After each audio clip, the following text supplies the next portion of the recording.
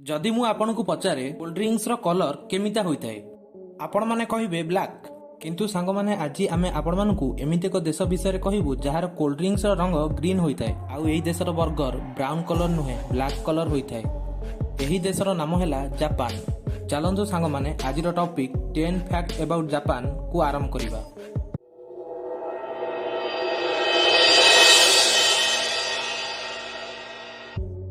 Number 1 जहाँ पूरा दुनिया रे कला बिलेई को अशुभ मना जाए जापान रे कला बिलेई को शुभ मना जाए।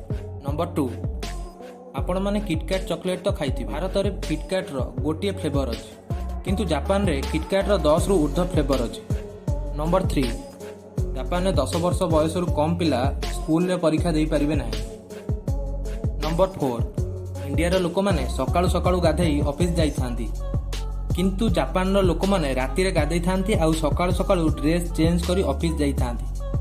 नंबर 5 जापान रो लोक मानकु हॉर्स मीट घोड़ा मांस खाइबा को भलो लागे।